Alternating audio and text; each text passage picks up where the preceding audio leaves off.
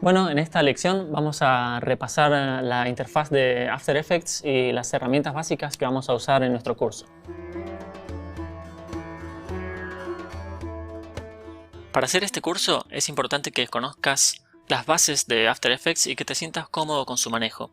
Si no lo conoces mucho, si lo has usado poco o si lo usaste hace tiempo, te recomiendo que hagas uno de los cursos básicos de doméstica para sentirte con un conocimiento más sólido de las bases y así podemos trabajar un poco sobre eso en las siguientes lecciones y en nuestro curso.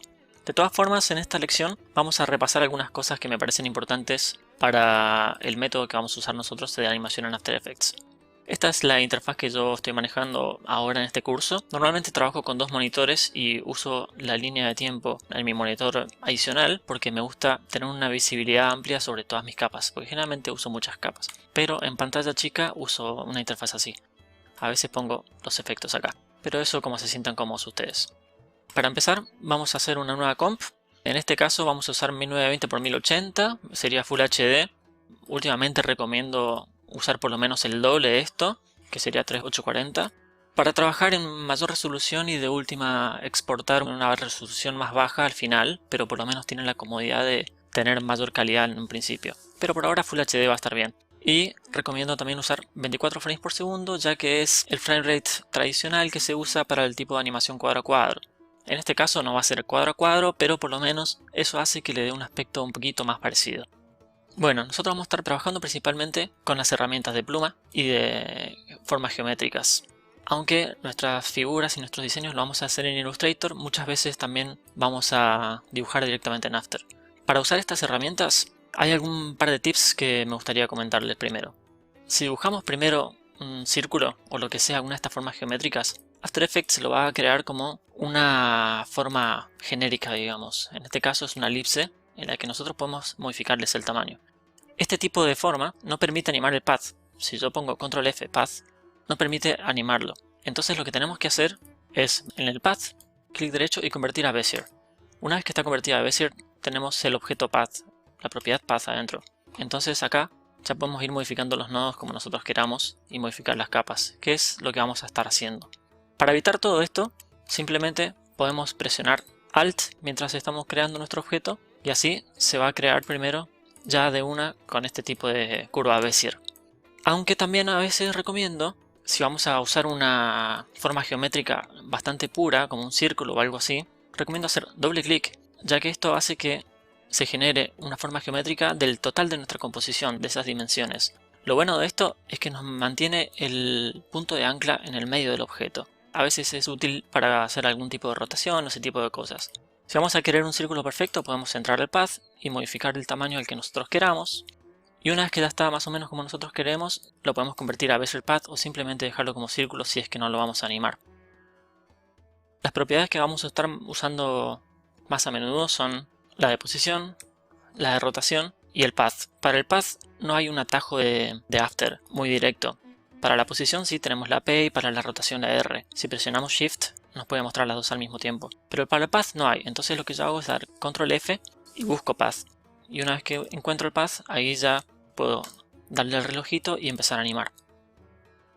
Cuando empezamos a animar el path, ya automáticamente nos va haciendo las interpolaciones. Esto lo hace con un tipo de keyframe que es el lineal.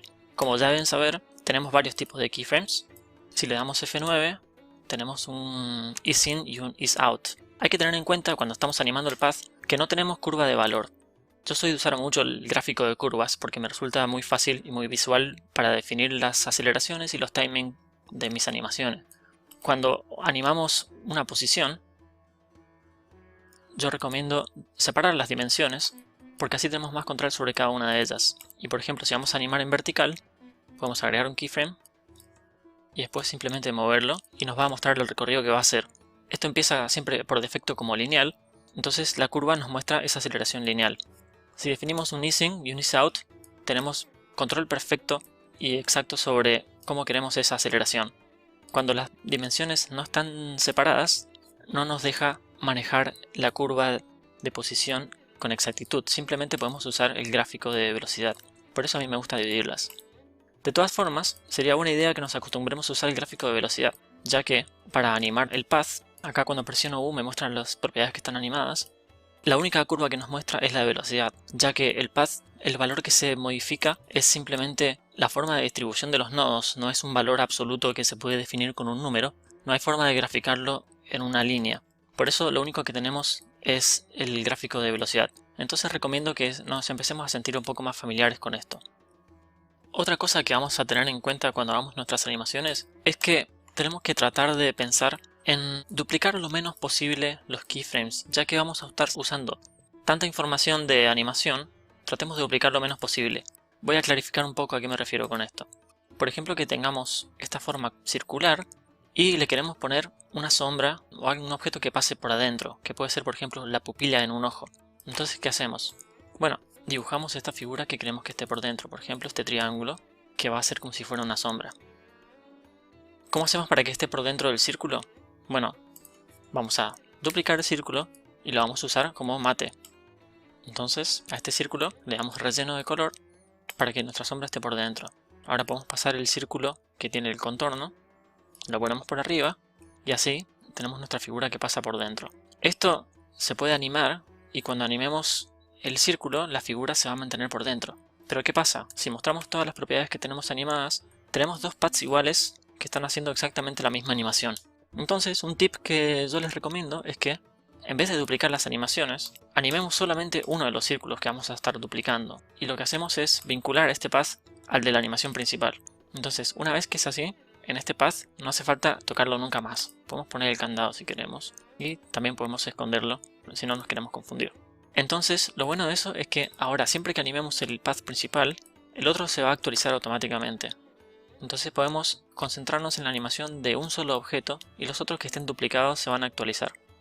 Otra cosa que hago con mis animaciones en las que trabajo con este método, cuando intento hacer que parezca un poco más cercano a lo que es la animación cuadro por cuadro, además de que la composición esté a 24, a veces también agrego una capa de ajuste con un efecto de Posterize Time, y esto lo seteo a 12. Entonces así, las animaciones que nosotros hagamos se van a ver con un frame rate de 12. ¿Por qué lo pongo en una capa de ajuste y no directamente en la comp? Porque hay veces que hace falta y hay veces que no. Entonces lo bueno de tener una capa de ajuste es que lo podemos animar. Entonces tal vez para algunas acciones lo tengamos en 12 y a veces lo podemos subir a 24 si queremos. Esto es un efecto sutil y es un poco subjetivo, digamos. A algunos les gusta y otros no. Entonces también depende un poco de ustedes si lo quieren usar. De todas formas, eso generalmente es algo que agrego al final, ya que es más cómodo animar con el frame rate que corresponde a nuestra comp, en este caso 24.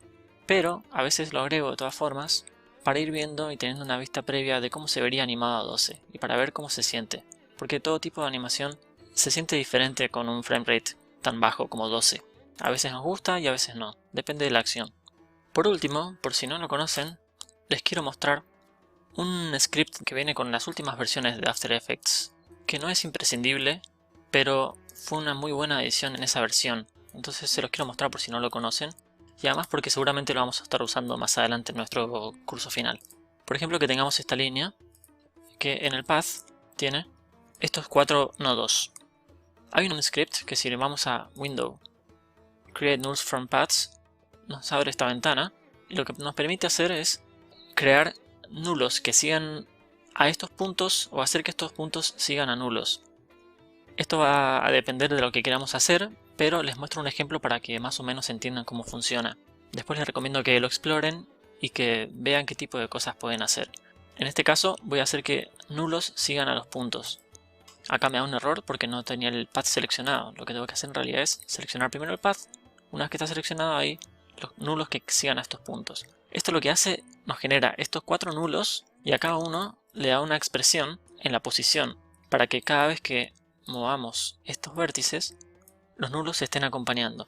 Esto es súper útil para tener un tipo de animación bien controlable animando shapes, pero al mismo tiempo poder emparentar algún tipo de objeto adicional. Por ejemplo, si yo creo este círculo y queremos que este círculo esté siempre ubicado en la punta, primero llevo el punto de ancla al centro del círculo, luego con control hago que el círculo esté exactamente en el final de esta línea que coincide con este nulo que el script nos creó. Entonces lo que hago es emparentar el círculo a este nulo. Y así, cada vez que editemos esta curva, ese punto va a estar adjuntado a ese nodo. Esto puede ser muy útil para tener algunos objetos animados como path y otros objetos animados con las propiedades tradicionales de After Effects. Estos son algunos tips y un poco salpicado de algunas funciones de After que vamos a estar usando. Igual más adelante, cuando lleguen los momentos de utilizarlas, les voy a explicar un poco más en detalle cómo usarlas o por qué usarlas.